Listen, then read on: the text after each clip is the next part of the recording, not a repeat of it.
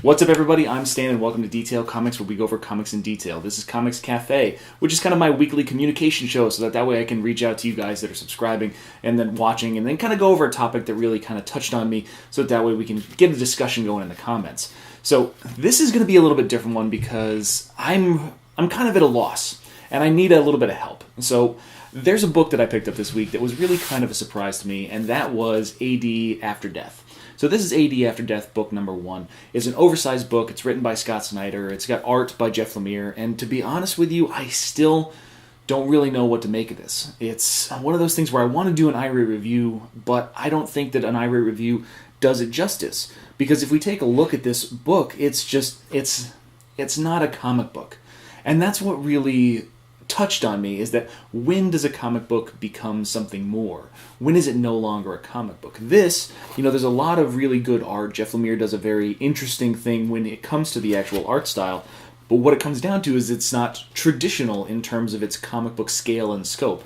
So there's a few pages, there's different sections of the story where you're talking about individual story pieces that are very comic booky. They've got traditional panel layouts, but then there's others where it's primarily just text and prose accented by one or two images. If you start off at the beginning of the book, you've got this story about a family, about a kid and his family, and the family is kind of on the outs. They're very frustrated with how things are going. His dad's not necessarily having a lot of success, and somehow on a whim they decide to take a trip to Florida, where they find this green balloon floating through the atmosphere, and there's a little card attached to it, and it's like, oh my god, this is exciting. They track this thing down over the highway, and it's really cool because they get this, and then they find a payphone, and they're about to win this prize, and then everything goes sideways. Everything goes a little bit dark. It goes a little bit dim. It feels like the stormy storm clouds that are inside the actual art. And it's all kind of capstoned by his mom having like a seizure or passing out or something like that. And it's really an odd way to start up this book because it gives you a kind of, I don't know how to say it. It gives you a really sad feeling to open everything up. And that, if that's going to be the accent piece for how AD After Death goes forward, I can understand that. This is a really melancholy kind of story.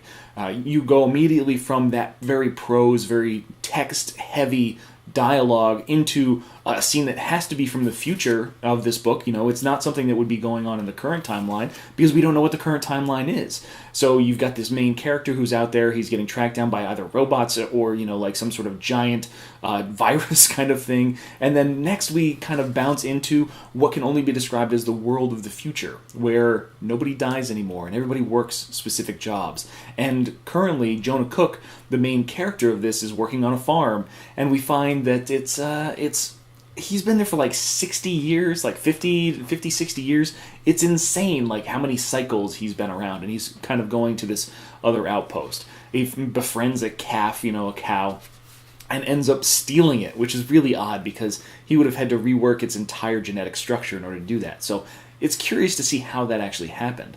There's also another really text-heavy portion after we get past all the stolen goods that Jonah's collected over the years. And it's a story about the mom and the son again. And they go out to these beachfront properties and they explore these houses, thinking that they're the majesty that owns them. They have picnics, and then eventually there's a caretaker that leaves one of the homes undone so that way they can walk in and make this life their own because nobody else is living there, so why can't they enjoy it? And that's where they find this painting that's actually like some sort of resin sculpture kind of deal, which is called The Land of Milk and Honey. And I mean, the visuals of this are stunning. They're stellar, but it's just the text that really pours all this emotion and feeling into you. And that's one of the really interesting parts about this, is that's why it's so confusing, because this doesn't feel like a comic book, because for the most part it's a comic book, but it's just not, because it's more of an illustrated short story. It's a piece of literary fiction, as Blackpool, one of the commenters down below, will probably say, and it's one of those things where I just don't know what to make of it. I'm really interested to see where those things go, but I don't feel like this is something for everybody. It's not necessarily something that everyone can relate to. So that's why I'm wondering, what you guys think.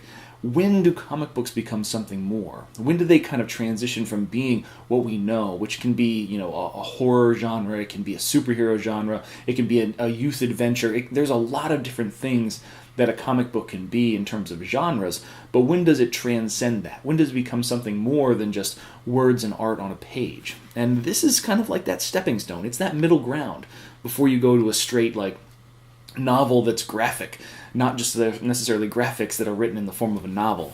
And that's why I like it. I really like it, but I don't necessarily know if I can recommend it to other people, because this is something that's it feels very personal in the storytelling. I wasn't really sure that Scott Snyder could pull something like this off, because I haven't had a chance to read all of Witches yet, and I haven't really read some of his more independent works, but this is going to be a really interesting, at least for me, it's a very interesting kind of take on this concept, and the way that it's presented is very unique, and I really like the whole unique aspect of those things. It's only going to be 3 books, so for people that are interested, people that have a sense that they want to kind of expand and see where you can push the boundaries of comic books in terms of its form and its structure, I would definitely recommend grabbing AD After Death, because this is a really it's a really cool take on a comic book. And I didn't really have a good idea of what I wanted to say about it until now, and I just started rambling to you guys in front of a camera. I really liked it, and I hope that you guys like it too, if you went out and read it. But if you did read it and you didn't like it, or if you did read it and you loved it, let me know in the comments. Let's start that conversation. Let's see what it meant for you. Let's see what it, we can compare it to what it meant for me. And, let's just start that conversation and discuss where comic books can go, because that's really an exciting prospect. When you take the medium seriously and then you move it forward, that's always a really fun thing. So that's going to be it for this episode of Comics Cafe. Let me know in the comments down below what you think about AD After Death, so that way we can start that conversation. As always, if you like what you see, hit the like button. Don't forget to subscribe right there to get more news, reviews, and commentary on comic books, comic book movies, comic book TV shows and games, and anything and everything having to do with comics.